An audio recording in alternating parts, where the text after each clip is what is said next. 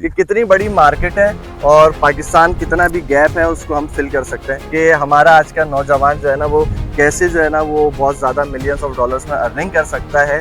Beef की market का size है वो $250 बिलियन है। 250 बिलियन, तो ये बहुत बड़ा एक फिगर है और अरबों रुपए अगर हम पाकिस्तानी करेंसी में बात करें, खरबों रुपए खरबों रुपए की बात में जाएगी। वो टॉप 1%, असल में अमेरिका का भी टॉप 1% है। मैं यहीं पर आपको स्टॉप करूंगा क्योंकि डॉक्टर साहब ने बहुत बड़ी बात कर दी है डेजी फार्म से रिलेटेड। मैं आपको इसका चैलेंज करता हूँ कि इस जैसा भूल पूरे पाकिस्तान में आपको नहीं मिलेगा, ना इसका सीमन इस तरह का पूरे पाकिस्तान में आपको मिल सकता है कि अगर इस तरह का सीमन पूरे पाकिस्तान में किसी के पास हो, मैं फ्री ऑफ कॉस्ट इसका सीमन दूंगा। माशाल्लाह, बेहतरीन, बहुत बड़ा ये एक चैलेंज है, लेकिन जहाँ चैलेंज बड़ा है वहाँ पर ऑफर्स भी बहुत बड़ी बड़ी हैं। आप नकालों से होशियार हैं, ये ना कहें कि बस अमेरिका का जानवर है तो बस हमने बस वो उसका बच्चा बनवा लिया। सही। तो आपने बनवाना है बेहतरीन जेनेटिक्स का। पाकिस्तानी जो ब्रीड्स हैं उनके भी टॉप ऑफ द लाइन दिख रहे हैं। बिस्मिल्लाहिर्रहमानिर्रहीम, अस्सलाम वालेकुम, welcome to cattle market Karachi. दोस्तों, कैटल फार्मिंग के ज़रिए आप किस तरीके से मिलियंस ऑफ डॉलर्स कमा सकते हैं, इसी टॉपिक के ऊपर, इसी चीज़ की कंप्लीट साइंस जानने के लिए आज हम मौजूद हैं डेजी फार्म्स पर। जी हाँ दोस्तों, आपने सही सुना, डेजी फार्म्स ये कोई एक कैटल फार्म नहीं है सिर्फ, बल्कि ये बाकायदा एक इंस्टीट्यूशन है जहाँ पर agriculture farming, live stock farming, cattle fattening, embryology, semen collection, बहुत सारी सर्विसेज को यकजा किया जा रहा है एक इंस्टीट्यूशन के अंदर। ये खुद भी इसके ऊपर काम कर रहे हैं और पाकिस्तान की इकोनॉमी को बढ़ाने के लिए आज की यूथ के लिए भी बहुत सारी ऑफ़र्स लेकर आए। वो ऑफ़र्स क्या हैं भी आपको बताता हूँ। अब डेजी फार्म किस तरीके से मुनफरिद बनता है, तो वही डेजी फार्म आपको ऑफ़र कर रहा है IVF इंटरनेशनल स्टैंडर्ड्स के मुताबिक जो है एम्ब्रियो किया जा रहा है। Top of the blood line यहाँ पर बुल्स मौजूद हैं, जिसमें ब्राह्मण ब्रीड भी है, जिसके अंदर एंगस भी है, जिसमें बीफ मास्टर भी है और इसमें फ्रिजन भी है।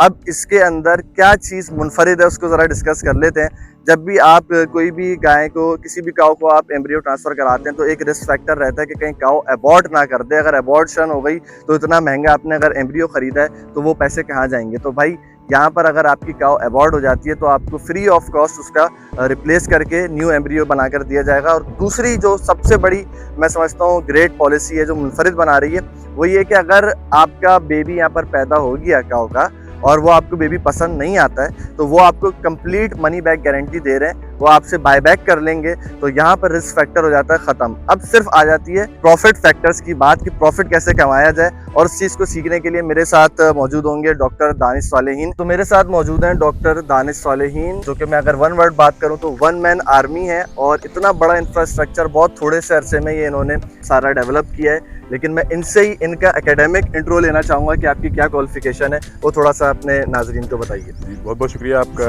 यहाँ पर आने का। वालेकुम सलाम। मैं असल में मेडिकल डॉक्टर हूँ जी। तो मैंने मेडिसिन किए और उसके बाद मैं अपना मास्टर्स और PhD मैंने अपना जेनेटिक्स में किया है यूनिवर्सिटी ऑफ कैम्ब्रिज इंग्लैंड से। जी। फिर मैं वहाँ पे लेक्चरर रहा, फिर उसके बाद मैं अमेरिका चला गया, वहाँ पे यूनिवर्सिटी ऑफ पेंसिल्वेनिया में प्रोफेसर रहा। फिर उसके बाद अभी मैं कोलंबिया यूनिवर्सिटी न्यूयॉर्क में, जो अमेरिका की टॉप यूनिवर्सिटीज़ में से आती है, वहाँ पे मैं प्रोफेसर भी हूँ और डायरेक्टर हूँ ग्लोबल जीनोमिक्स में डिपार्टमेंट मेडिसिन में। चलें, इसके साथ ही अपना नेक्स्ट क्वेश्चन जल्दी से करेंगे कि इतना सब कुछ था, लाइफ बिल्कुल सेट थी, जी। तो पाकिस्तान से तो लोग बाहर भागते हैं, अब यहाँ आने की क्या ज़रूरत थी? अगर इसके पीछे कोई मोटिव है, क्या है, किस तरीके से? मेरा टॉपिक भी बेसिकली यही है कि हमारा आज का नौजवान जो है ना वो कैसे जो है ना वो बहुत ज़्यादा मिलियंस ऑफ डॉलर्स में अर्निंग कर सकता है, ये कितनी बड़ी मार्केट है और पाकिस्तान कितना भी गैप है उसको हम फिल कर सकते हैं। काइंडली इसके ऊपर थोड़ा सा। असल में जब मैं बाहर था मैंने ये एहसास किया कि जो जैसे मेरी फील्ड है जेनेटिक्स की, तो यहाँ पर पाकिस्तान में यहाँ पे बहुत बड़ा गैप है। जो समझदार लोग होते हैं कहते हैं ये अपॉर्चुनिटी है उनके लिए। तो मैंने इसको ये देखा, ये बहुत बड़ी अपॉर्चुनिटी है कि यहाँ पर एनिमल जेनेटिक्स के ऊपर भी काम किया जा सकता है। क्योंकि मेरी खुद की एक्सपर्टीज़ थी तो मैं चाहता था कि पाकिस्तान में इन एक्सपर्टीज़ को इस तरीके से यूटिलाइज़ किया जाए ताकि पाकिस्तान की जो अपनी नस्लें हैं उनको इन्हांस किया जाए और साथ में जो बाहर की मुख्तलिफ ममालिक की जो बेहतरीन नस्ल है वो पाकिस्तान में लाकर यहाँ पर आम फार्मर को उसका फ़ायदा भी दिया जाए और साथ में जाहिर बात है अपने तौर पर भी अच्छी इनकम जनरेट की जाए। तो आपने कौन सी नस्लें जो है ना वो इम्पोर्ट करी हैं और क्यों करी, उनकी क्या वजह थी?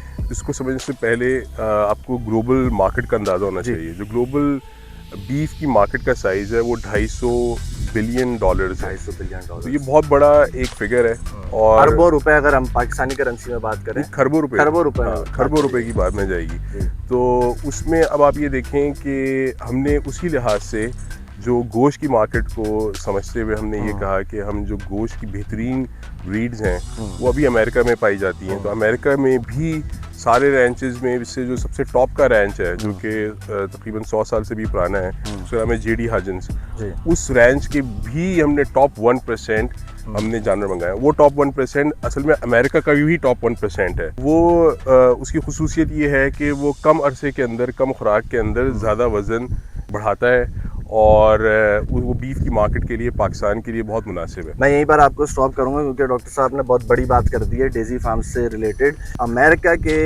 जेडी हजिंग्स के अंदर भी वो टॉप 1% के अंदर है, तो इसका मतलब क्या पाकिस्तान में तो फिर वो सबसे ज़्यादा बेहतरीन बुल्स होंगे? बिल्कुल ऐसे ही है बात, जिसमें ना सिर्फ उसकी जो गायें हैं वो भी टॉप 1% हैं और साथ में बुल्स भी 1% हैं। मैं आपको उसकी मिसाल ऐसे देता हूँ कि आप टोयोटा कंपनी जाते हैं जी, टोयोटा कंपनी के अंदर आपको फॉर्च्यूनर भी मिलेगी, लैंड क्रूजर भी मिलेगी, प्राडो मिलेगी और करोला भी मिलेगी।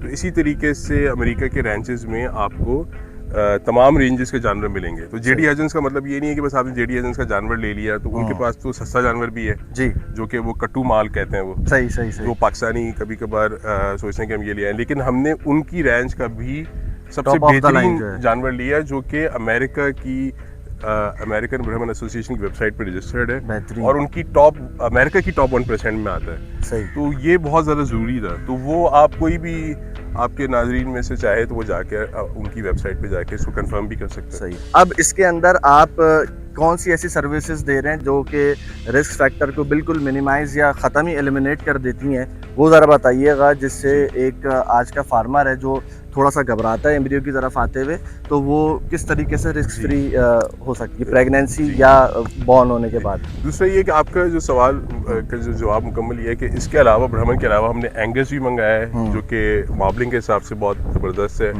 और बीफ मासी मंगाया है जो कि गोश्त के लिहाज से बहुत ज़बरदस्त है, और स्पेशल एक फ्रीजियन जानवर मंगाया है जो दूध के लिहाज से, आम फ्रीजियन से हटकर ये स्पेशल फ्रीजियन है जो पाकिस्तानी माहौल के अंदर अच्छी तरीके से परवरिश पाए, तो वो भी हमने मंगाया है। अब आप जहाँ तक इन 4 नस्लों की बात करते हैं तो इसके एम्ब्रियोज़ की हम कैसे हम अपने जो आम फार्मर है उस तक कैसे पहुँचाएँ ये, तो इसमें हमारे मुख्तलिफ मॉडल्स हैं। उसमें हमारा पहला मॉडल ये है कि आप गायें, अमेरिकन गायें लें और उसका अमेरिकन बुल लें, और उसमें जो उसका जो बच्चा टेस्ट ट्यूब का बने तो वो हम किसी भी एक आम गाय के अंदर वो एम्ब्रियो बनाकर वो रख दें। सही। और वो 3 महीने का जब जानवर प्रेग्नेंट हो जाए तो वो हमसे फार्मर वो ले सकता है। सही। अगर उसको ये खर्चा है कि भाई ये 3 महीने बाद ये बच्चा हमल ज़ाया हो जाए, तो हम उसमें उसको ये सर्विसेज देते हैं कि आप ये जानवर हमारे पास ही रखें और हम इसको जब तक रिप्लेस करेंगे। अगर ये खुदा ना खास्ता ज़ाया होता है तो हम इसको फ्री ऑफ कॉस्ट रिप्लेस करेंगे। सही। तीसरी बात ये है कि अगर ये बच्चा हमारे पास फिर पैदा होता है, सही है, उसके बाद भी आप उसको रख सकते हैं और उसकी उस वक्त भी हम क्या कह सकते हैं, फिर वो 3 महीने का हो जाए आप उसके बाद ले जाए। सही। और अगर बच्चा पैदा हो और आप कहें नहीं मुझे तो इसका रिजल्ट समझ में नहीं आया, तो भी आपके पैसे आपको वापस मिल जाएंगे। तो इसमें हम ये चाहते हैं कि फार्मर को कोई भी रिस्क कहीं से लेके कहीं तक ना हो। हाँ, कहीं भी नहीं हो। तो अब इसके अंदर आपने बताया कि top of the blood line जो है वो बुल्स आपके पास मौजूद हैं, जेडी हजिंग्स के भी, और डिफरेंट रेंचेस से आपने लिए हैं। तो फिर मुझे ऐसा लग रहा है कि स्टार्टिंग प्राइस 12-15 लाख से तो शुरू हो रही है। नहीं जी, बिल्कुल नहीं। इसमें हमारी जो प्राइस रेंज है वो 6 लाख से लेके 12 लाख तक की है। अच्छा, 6 से 12 तक का ब्रैकेट। और 6 लाख में भी आप देखें कि उसमें वो जो गाय है जिसमें बच्चा रखा जा रहा है, जो हमारी देसी गाय है, उसी की कीमत जो है वो तकरीबन 2.5 लाख है। तो असल में जो प्रेगनेंसी मिल रही है फार्मर को वो 3.5 लाख की मिल रही है, क्योंकि वो जो देसी गाय है वो उसको दोबारा बेच भी सकता है, हमें भी दोबारा बेच सकता है वो। तो वो 2.5 लाख रुपए उसमें से आप मिनहा अगर करें तो वो 3.5 लाख रुपए की प्रेगनेंसी स्टार्ट हो रही है और फिर वो इसी हिसाब से वो जाके 9.5 लाख तक जा रही है। सही। क्योंकि इसमें जेनेटिक्स का बड़ा फ़र्क है।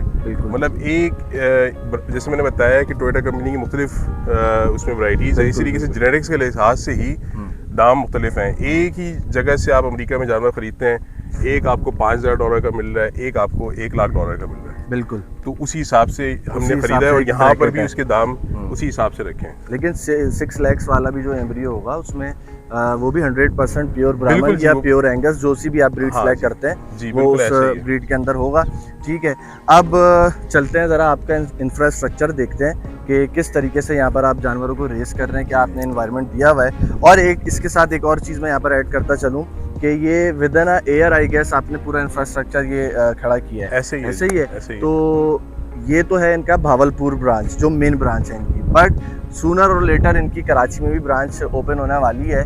तो जो हमारे कराची के शायकीन है, अगर वो चाहें तो वहाँ पर भी मेरे ख्याल से बिल्कुल ऐसे फ्यूचर ही। में सर्विसेज अवेलेबल जी होंगी। इंशाल्लाह 2 से 3 हफ्ते के अंदर वहाँ पे हमारी IVF लैब फंक्शनल हो जाएगी। जी। तो उसमें ये सर्विसेज भी हैं कि आपकी अपनी गायें हैं जो आप समझते हैं कि ये गाय बहुत ज़बरदस्त है दूध के लिहाज से या कुर्बानी की मार्केट के लिहाज से या वैसे ही आपको पसंद है और आप चाहते हैं कि उसके आपने 10 से 20 बच्चे बनाने, तो बजाय से कि आप बहावलपुर में भेजें तो हमारी टीम आपके कराची वाले फार्म पर आकर उस गाय से भी उसके अंडे लेकर और आपकी पसंद का या हमारे जो बुल्स हैं उनमें से कोई सीमेन लेकर उसका भी एक एम्ब्रियो बनाकर गाय में रख सकते हैं। तो ये सर्विसेज कराची में भी अवेलेबल होगी। कराची में भी हो गई ब्रांच और यहाँ भावलपुर में भी। अब ज़रा चल के इनका सेटअप देखता हूँ, बाकी बातें तो फिर बहुत सारी हैं, होती रहेंगी। चलें जी, अब हम एंटर होने लगे हैं जो हमारे सायर्स बुल्स जो हैं उनका जो शेड है उसके अंदर हम एंटर हो रहे हैं। और ये एक बेसिक प्रोटोकॉल है।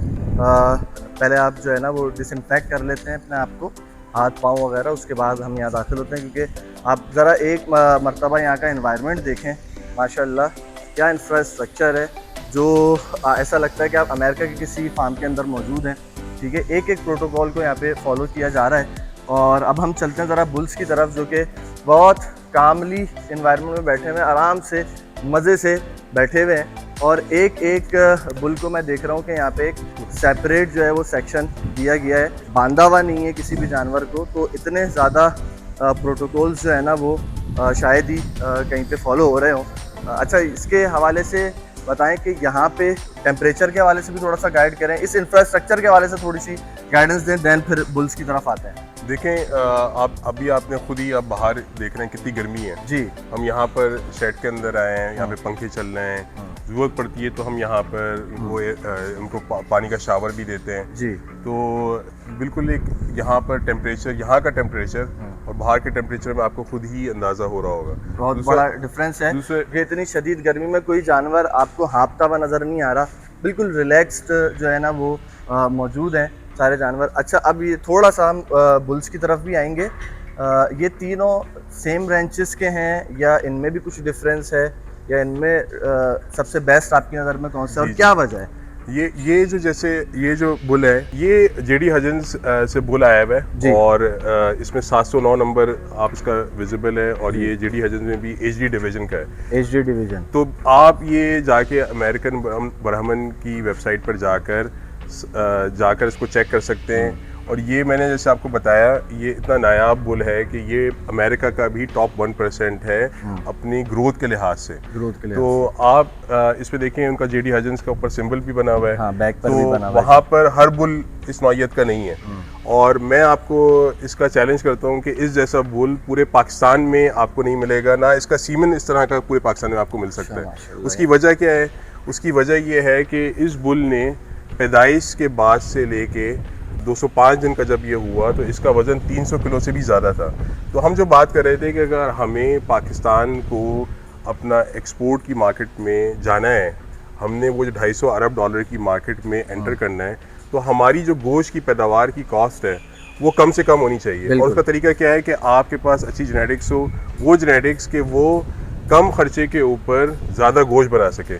तो ये बुल उसकी एक बेहतरीन मिसाल है कि आप देखें कि अगर ये 7 महीने के अंदर 300 किलो से ऊपर का वज़न इसका हुआ है तो इसका मकसद ये हुआ कि अगर आपके पास इस तरह के जानवर हैं तो जो कि 2 महीने माँ का दूध पीते हैं और 5 महीने आपने उनको खुराक डालनी है। मैं अगर इसको कहूँ कि वहाँ पर तो अमेरिका के अंदर ये रैंच में खुला घूमते हैं और घास खाते हैं और इस 300 किलो के जानवर में से अगर आप देखेंगे, अगर आप इसको खाली ये कट्टू माल तो नहीं है लेकिन आप इसको काट कर इसका गोश्त निकालें तो इसमें से 160 किलो गोश्त निकलेगा आराम से। 160।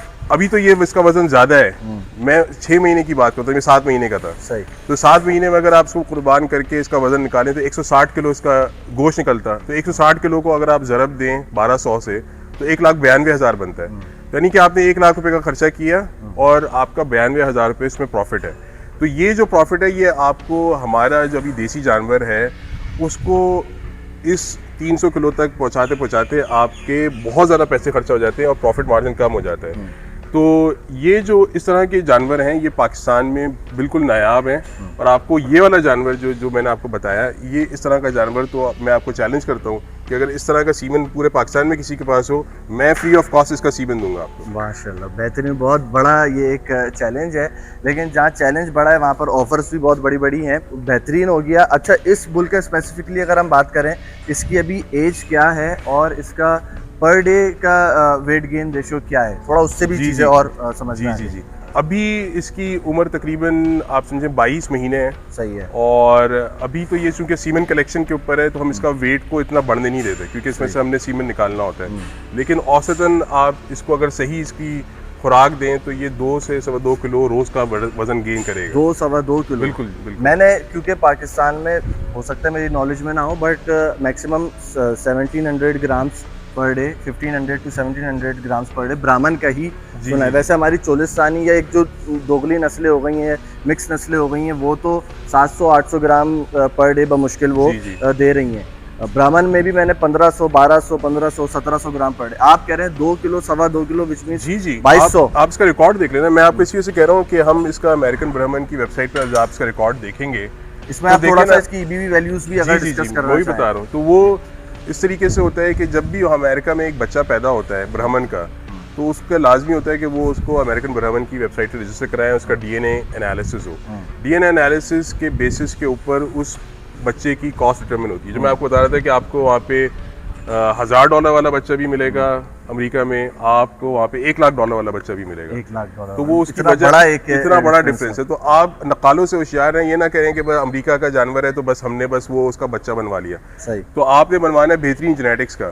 तो ये जैसे मैंने आपको बताया, फिर उसके बाद ना सिर्फ डीएनए की वैल्यू, डीएनए के एनालिसिस के साथ साथ आपने ये भी देखना होता है कि इस बुल ने परफॉर्म कैसे खुद किया है। तो जैसे मैंने आपको बताया कि 7 महीने में ये अमेरिकन वेबसाइट पे रजिस्टर्ड इसका डाटा है कि इसने 300 किलो से ज़्यादा वज़न इसने बनाया है। सही है। और अगर आप उसको इस लिहाज से देखें तो आप खुद ही अपनी मैथ कर लें कि 2 महीने अगर से माँ का दूध पिया है तो 5 महीने में कितना वज़न गेन कर लिया। हम इसको अगर इसको खाली फैटनिंग की तरफ जाएँ कि हमने इसको जैसे कुर्बानी की मार्केट में लंबा चौड़ा करके बनाना हो, तो ये 2.25 किलो से भी ज़्यादा वजन गेन करेगा, क्योंकि इसका बर्थ रिकॉर्ड आप देखेंगे ना तो हिसाब से। अभी तो हमने इसको सीमन कलेक्शन पर लेकर गए हैं, इस वजह से इसको हमने कंट्रोल डाइट रखी हुई है ताकि वजन ज़्यादा ना बढ़े। सही है।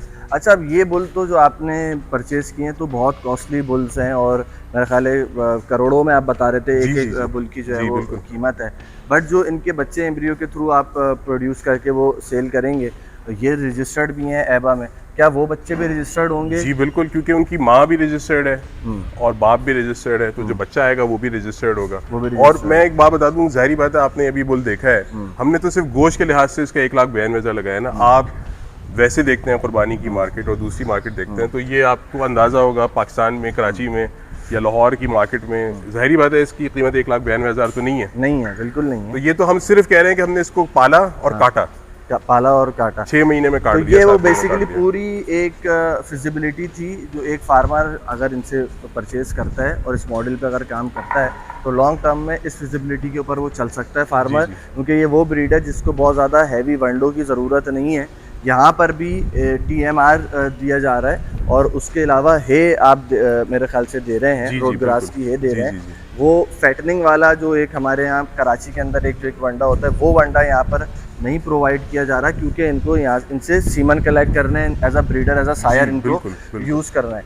अगर कोई इसको शौकिया तौर पे कराची में सिर्फ अपने शौक के लिए भी इनके बच्चे पालना चाहे और कैटल फैक्टिंग वाले वनडे दे, तो ये तो पता नहीं कितना ह्यूज बुल्स बनेंगे। ऐसे ही है। दूसरी मैं आपको बताऊं कि अगर आपको हमारे एम्ब्रियो की प्राइस भी ज़्यादा लग रही है तो आप ये भी कर सकते हैं कि इसका सीमन हम एक आम देसी गाय में रखें और आप इसकी 50% जेनेटिक्स भी ले सकते हैं। तो उसमें यह है कि हम आपको कंफर्म प्रेगनेंसी करके एक आम गाय इस सीमन के साथ दे सकते हैं, तो उसकी कॉस्ट और भी कम होगी।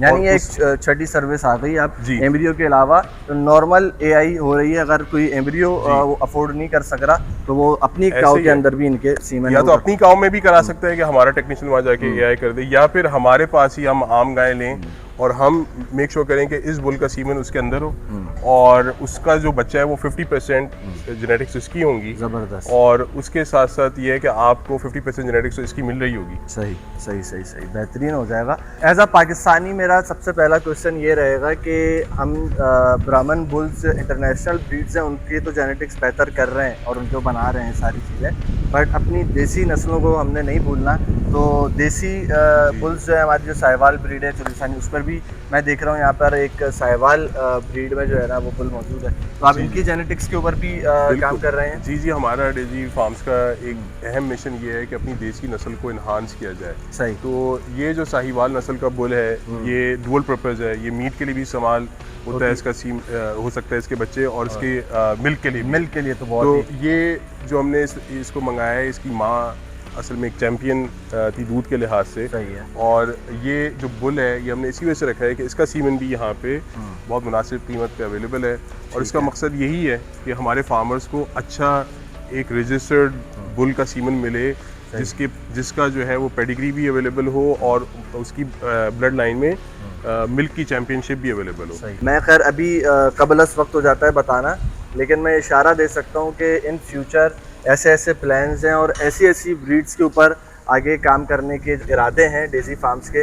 इंशाल्लाह आप जो चीज़ बोलेंगे इंशाल्लाह वो आपको मिल जाएगी। ऐसे ही है डॉक्टर बिल्कुल। साहब? देखें आप माशाल्लाह, आप देखें हमारे पास साहिवाल भी है, हमारे पास ब्राह्मण भी है, हमारे पास एंगस भी है, हमारे पास ग्रे ब्राह्मण भी है, हमारे पास बीफ मास्टर का सीमन भी अवेलेबल होगा, हमारे पास देखें चोलिस्तानी भी है, और अभी हमारे पास ये ब्रेफर्ड भी आया है जो कि ऑस्ट्रेलिया का बुल है। और हमने ये अरब कैटल से हमने ये कोलैबोरेशन की है, उनका ये बुल है और इसका सीमन कलेक्शन भी यहाँ से आपको अवेलेबल होगा। मतलब अगर आप पिगमेंटेशन के ऊपर जाना चाहें कि आपको खूबसूरत कलर्स मिल जाते हैं इंटरनेशनल ब्रीड्स में, तो वो भी आपको यहाँ पे अवेलेबल है। इसके भी आप एम्ब्रियोज वगैरह भी बनाएंगे उसमें? बिल्कुल जी, इसका भी सीमन यहाँ से अवेलेबल होगा। इसका भी एम्ब्रियो आप क्रॉस में ले सकते हैं। ठीक है। कि आप ब्रेफर्ड का क्रॉस करा लें ब्राह्मण के साथ, या ब्रेफर्ड के साथ क्रॉस करा लें, तो ये सारी चीज़ें भी इंशाल्लाह यहाँ पर अवेलेबल होंगी। सही है, बेहतरीन। सामने जो चोलिस्तानी बछड़े आपको दिख रहे हैं,